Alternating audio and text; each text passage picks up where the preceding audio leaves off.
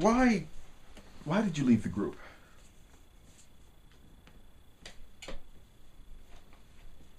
You want the short story, right? Yes, sir. It's not as interesting. No, but it'll never. The long one won't make air, though. I know. Won't make television. That's the way it goes. But well, then I'm going to tell you the short version is that I got too big for my britches. I thought myself. I actually asked T, who was outside her vehicle at the time. She was dead. She was dead. Her vehicle was dead, because she wasn't dead by any means. I know that. And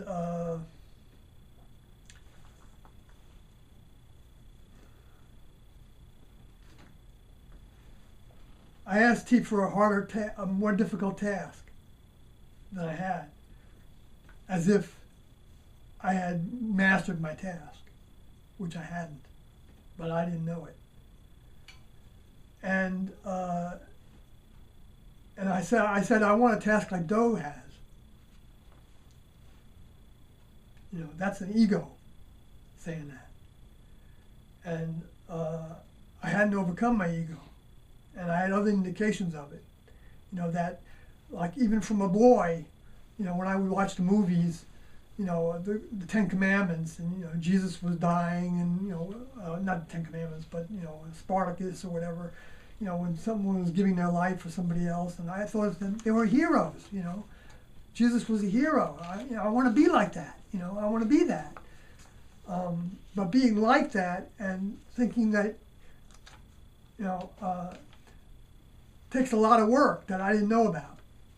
You know, it was just a nice idea, you know. I mean, it's a worthy idea, of course, but I mean, but I had not overcome the idea that I was going to be enlightening myself, uplifting myself, my image of myself, by being in the group. And this was 18 years after being in the group, getting rid of myself in a lot of ways. And so when I asked that to T, I went back to my job, because I did that on a break from my programming job. And maybe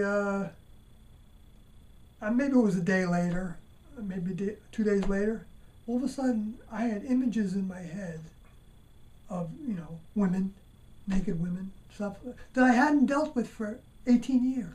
In 18 years, you were that were so strong that, to be honest, I had an orgasm without even touching myself. You were not permitted to have sexual relations inside the group. No, there was no sex in the group.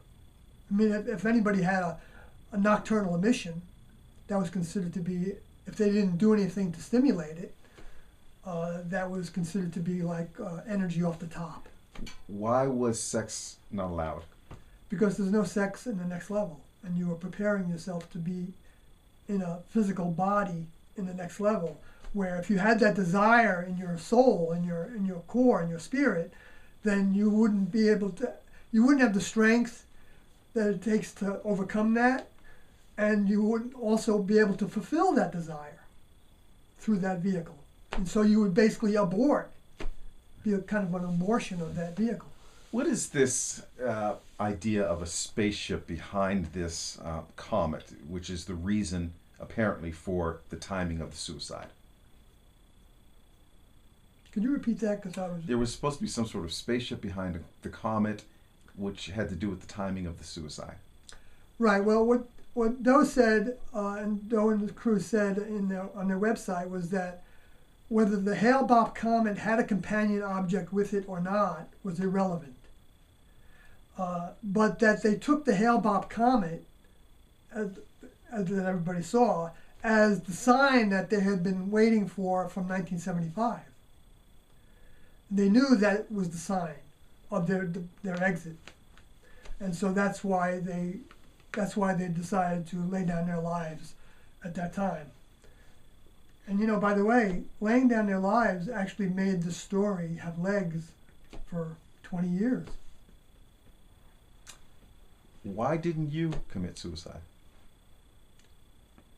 Well, get back to why I left, because after why I didn't commit suicide was because I left before they did, obviously, but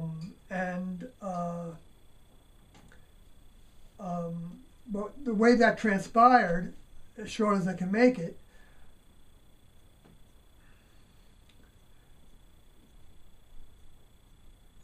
was that after 18 years of celibacy, when I started to have images of sexuality in my head, I was giving into those images by allowing them, and even touching myself, to get off in that way. And I was hiding that for a few days. So I was being deceitful, which was another big no-no in the group. So I ended up revealing everything to Doe and to the class, but then I was actually like deflated in a lot of ways from everything I was before that, and it got around to almost a year later that Doe wanted to promote me back into a position of more responsibility, I guess, as an overseer, because I had been an overseer, many times over different projects, But and he said he wanted me to be an overseer with another classmate, and I said to him, I can't. I'd be a hypocrite, because I was still engaging in sensuality, giving into it, and hiding it. And so he said to me, well, what do you want to do? I said, well, I guess I need to leave. And he said, well, I know you've thought about this, and I think you want to become more objective. And he said, put another student on the phone, because I was on the phone with him at the time. And he told that other student to not try to talk me out of it, and that I knew what I was doing. And then they made arrangements for me to, they asked me where I wanted to go. And at first I told them I want to take a bicycle and just ride. And they said, no, that's not going to work. I said, we want you to go someplace. And then they suggested I stay with Mark and Sarah, who were ex-classmates that were living in the Phoenix area. And so they got me a plane ticket, and the next day I was on the plane, and they gave me $600. So that's why I didn't. You never looked back? Well, in a sense I did look back. But it wasn't very conscious. It was when my partner, when I met her in 1995, she had a bunch of money, and she wanted to buy land, and she wanted to look for land. And I said, well, I have friends all over the country, because I had ex-members of the group that had left that I knew, and we were like brothers and sisters. And so I said, we can make this big long trek, because I'd like to see them all. And on the way we can, have a place to stay, and you can look for some land. And so we did that. And so in a sense, I was like making connections with all these ex-members. And so that was like a form of looking back. Mm-hmm. And then when my relatives, after I left the group and I moved back into my mother's neighborhood, my mother's house, I went to a wedding once, and one of my relatives said, well, how did you get out? I said, it was easy to get out. I just told them I wanted to leave. And they gave me a plane ticket. I was not held against my will, ever. Do you think Heaven's Gate could ever be reestablished? Only if older members came and set up a new classroom. And that's not going to happen until the civilization is recycled. I have no idea what you just said. Well, the human kingdom is about to be recycled. It's going to be spaded. It's all this infrastructure that we have is going to be gone. I don't know if every bit of it, but I think most of it's going to be gone. Now, you know, I know that's doomsday-ish, but it's the way the garden grows. This isn't the first civilization that's been on Earth, according to Doe. And I believe that, and I think there's even a lot of archaeologists that would agree with that. Right. Before that time, though, there are still people out there who read about Heaven's Gate, who read about your story, who think perhaps that their opportunity to move on to the next level involves committing suicide. What do you counsel people who come to you, I'm sure they do, and say that? Well, I counsel them with the words from Doe and the crew that wrote statements that are in that book that I showed you before, that they wrote, that's available online in different ways. But, and that is that suicide in their mind was not going to be with your Creator when your Creator is telling you it's time to go, time to come to me. Okay, so, but to just kill yourself, kill your body, is inappropriate, because it's through the body that we learn lessons.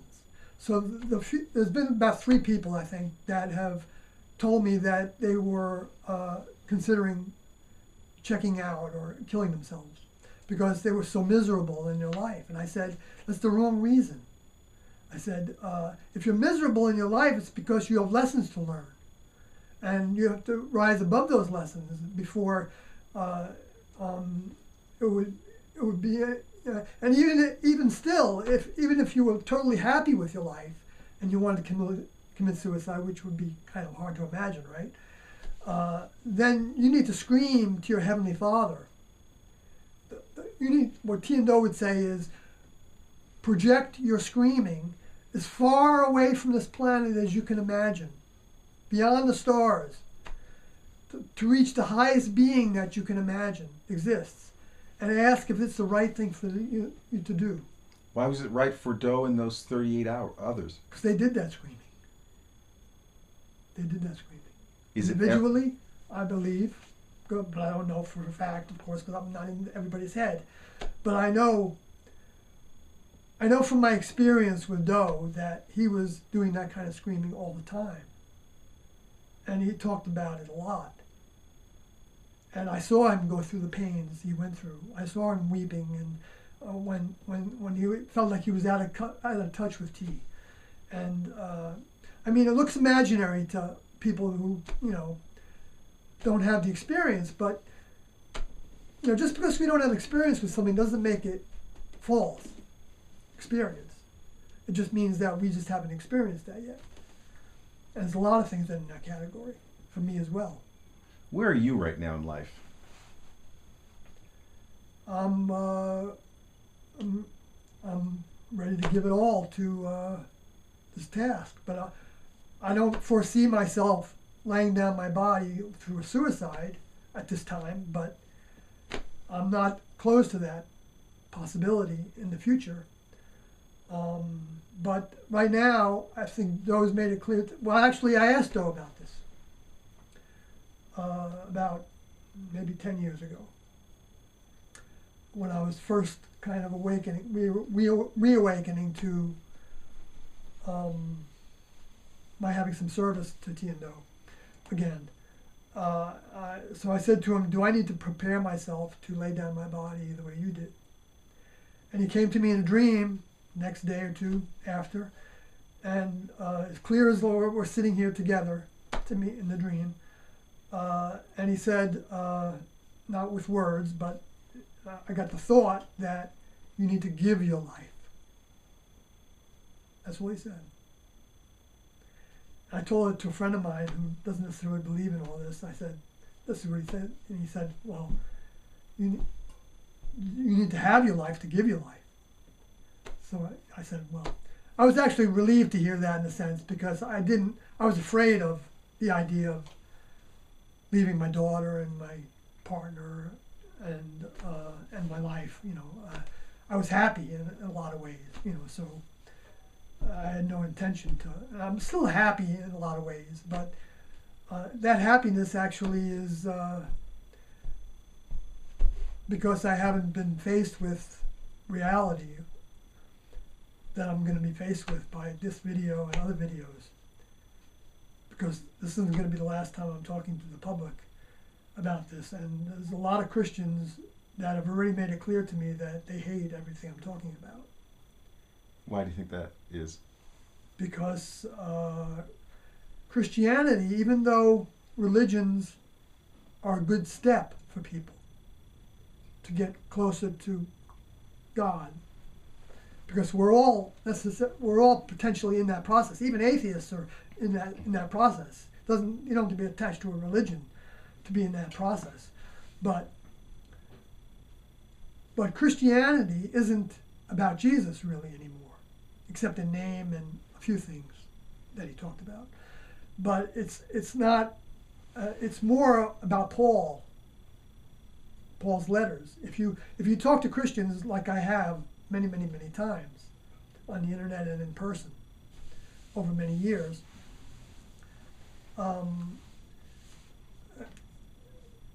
they've distorted. They've been led to distort and dilute the pure Jesus teachings. And they, like Doe said, they hardly stood a chance, because the garden was set up to be a training ground for new souls to enter into the next level. Okay, I can't let you keep going on because it would take you way too long to finish that story. But, Okay. But I do have to ask you, what it's like for you now, 20 years later. Does it feel like even 20 years?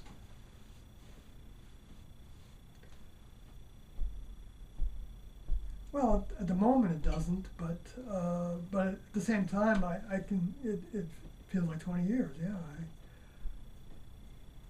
I mean, I don't have that sense that some people say they have about time going fast. But then I do relate to it a little bit, So, sorry, I'm just wishy-washy. How did you hear the news 20 years ago? Well, actually, the ex-brother-in-law of my partner called me up and said he knew about my past, and he said, "Is that your group? The group that you were with?" And he thought they were all boys, young men. I said, "Wow." So I looked into it, and then I said, "Yeah, I guess I knew it was." What was your reaction when you saw the news? Well, I was shocked to a degree, but I wasn't that shocked because we'd already talked about it, But we talked about a lot of things, and we didn't do everything we talked about. So, but I mean, when that movie Cocoon came out, Doe bought a boat, a yacht, after that, thinking that maybe that would be the way T would have us exit, by floating out into the ocean, and T would take us on a spacecraft so nobody would see us, or we would sink the boat, if that was one of the ways. This idea of exiting was on their minds right from the beginning. That sounds like a doomsday cult. Yes, it does. It does, but it's not really doomsday. It's glory in a sense. If you're going to your Creator, and your Creator is real, and your Creator is greater, many times greater than any human and the human kingdom, then what better thing is there to do than go to your Creator? Don't you think your Creator can take that little soul and put you in another human body? Or another body? Or a body that's more sophisticated than a human body? They can do it if they want to.